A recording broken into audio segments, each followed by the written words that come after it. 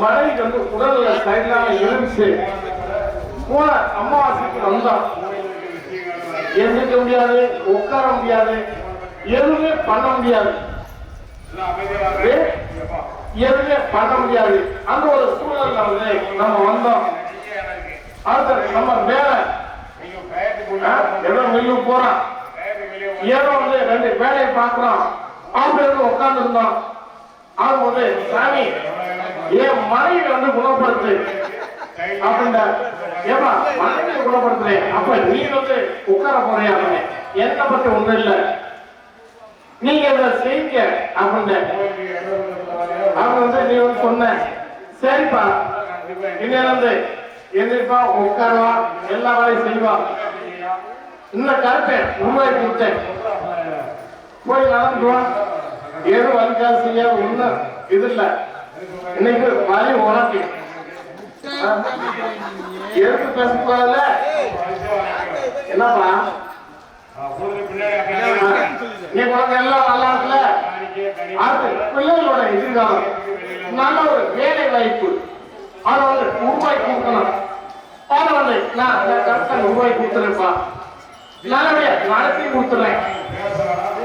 அப்படி எல்லாம் செய்யும் போது எனக்கு முன்கூட்டியே வந்து எல்லாம் பரிகாரம் செஞ்சுட்டேன். இன்னைக்கு உடனே வந்து நல்லபடியா உருவாக்கலாம். ஒரு 6 மணிக்கு உனக்கும் தனியாக தரேன், உட்காரையா? அதையும் சர்வீஸ் கொடுக்குறேன்ப்பா, போய் கால் விட்டுருவான். நீ தொழில் நல்லா இருக்கு, எல்லாம் நல்லா இருக்கு. மனைவி அப்படின்னும் போது பல மருத்துவம் பார்த்து நம்மளால ஒன்றும் முடியல அப்படின்னும் போது அதை கூட்டு வந்து ஒரே நல்ல சரிதான். இன்னைக்கு எல்லாம் சரியா தானே இருக்கு? என்னது சரியா இருக்கா? அது ஈஸியான விஷயம், எனக்கு ஈஸியா செஞ்சு கொடுத்துருவேன். ஆனா இது வந்து சில பேருக்கு வந்து சில மாதிரி அப்படின்னா ஏற்றவர் வந்து பேசி செய்வாரோ, சொல்லி செய்வாரோ. சொல்லி செய்யற பழக்கம் எனக்கு இல்லப்பா. ஏன்னா உன்னால எனக்கு எவ்வளவு கொடுக்க முடியும்? நான் கேட்கிறேன், உன்னால எனக்கு எவ்வளவு கொடுக்க முடியும்? கேட்கிறேன், ஒரு 1000 2000